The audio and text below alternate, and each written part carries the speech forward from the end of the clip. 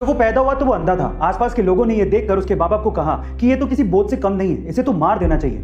अंधा होने की वजह से बमुश्किल उसे किसी स्कूल में एडमिशन मिला, लेकिन वो पढ़ने में बहुत होशियार था। 10th में 90% मार्क्स बनाने के बाद वो 11th में साइंस लेना चाहता था, लेकिन आंध्रा का कोई भी स्कूल उसे एडमिशन देने को तैयार ही नहीं था। कोर्ट में लड़ाई लड़ने के बाद उसे साइंस में पढ़ने को मिला। 12th में अच्छे मार्क्स बनाने के बाद वो IIT में पढ़ना चाहता था, लेकिन इंडिया की कोई भी IIT उसे एडमिशन देने को तैयार नहीं थी। इसके बाद उसने US की नामी यूनिवर्सिटी MIT में अप्लाई किया और वो इंडिया का पहला ऐसा ब्लाइंड स्टूडेंट बना जिसे MIT यूनिवर्सिटी में एडमिशन मिला। इसके बाद वो चाहता तो अच्छी सैलरी पे वहां पे काम कर सकता था, लेकिन वो इंडिया आया और उसने अपने जैसे लोगों को हेल्प करने की सोची। इसके बाद उसने हैदराबाद में बुलांट इंडस्ट्री की स्थापना की और वहां पर दिव्यांग लोगों को नौकरियां भी दी और उन्हें सम्मान से जीना भी सिखाया। गाइस, जिसे लोग बोझ समझते थे, आज वही लड़का 100 करोड़ की कंपनी का मालिक है और अपने जैसे कई लोगों की जिंदगियां बदल रहा है। उनका नाम है श्रीकांत बोला। गाइस, ऐसे अमेजिंग मोटिवेशनल वीडियोस के लिए शेयर, सब्सक्राइब एंड लाइक। मिलते हैं अगली वीडियो में।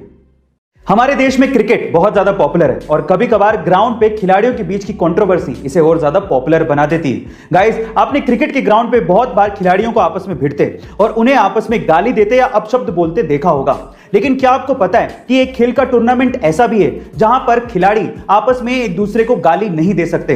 अगर कोई खिलाड़ी गाली देते पकड़ा गया तो उस पर 14 लाख रुपए तक का जुर्माना हो सकता है। गाइस, उस खेल के टूर्नामेंट का नाम है विंबलडन टेनिस टूर्नामेंट। अब मजे की बात यह है कि विंबलडन को खेलने के लिए अलग अलग देशों से अलग अलग भाषाओं के खिलाड़ी आते हैं। इसी वजह से विंबलडन के अंपायर को अलग अलग भाषाओं में गालियां सीखनी पड़ती हैं, जिससे वो किसी भी खिलाड़ी को गाली देते पकड़ सके और उस पर जुर्माना लगा सके। गाइस, क्या इसके पहले तक इंटरेस्टिंग फैक्ट आपको पता था? और अगर नहीं पता था तो कमेंट सेक्शन में जरूर लिखिएगा और ऐसे अमेजिंग वीडियोस के लिए शेयर, सब्सक्राइब एंड लाइक। मिलता है अगली वीडियो में। इलॉन मस्क को मार्स से बहुत प्यार है। वो मार्स पे इंसानों की सेल्फ सस्टेनेबल बस्ती बसाना चाहते हैं, पर सवाल यह है कि मार्स ही क्यों? क्या किसी और प्लेनेट पे ये पॉसिबल नहीं है? तो इस पे इलॉन मस्क ये कहते हैं कि हमारे सोलर सिस्टम पे हमारे पास ऑप्शंस ही क्या हैं। मरकरी सन के बहुत पास है, जिस पे बहुत ज्यादा गर्मी पड़ती है जो हम सहन नहीं कर सकते। वीनस, जिस पे एसिड की बारिश होती है। जुपिटर एंड सैटर्न, जो कि गैसेस प्लेनेट है, अगर खड़े होंगे तो जमीन ही धंस जाएगी। हाँ, सैटर्न के मून टाइटन पे पॉसिबिलिटी है, लेकिन वो हमसे बहुत दूर है।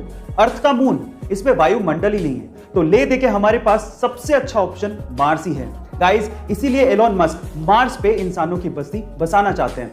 आपको ये फैक्ट जान के कैसा लगा चैट सेक्शन में जरूर लिखिएगा और ऐसे अमेजिंग वीडियोस के लिए शेयर, सब्सक्राइब एंड लाइक। मिलते हैं अगली वीडियो में।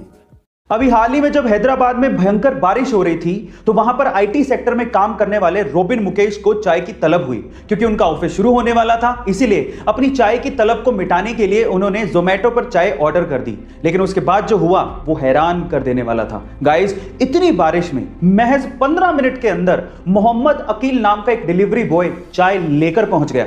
जब रोबिन ने अकील को देखा तो वो पूरी तरह से भीगा हुआ था।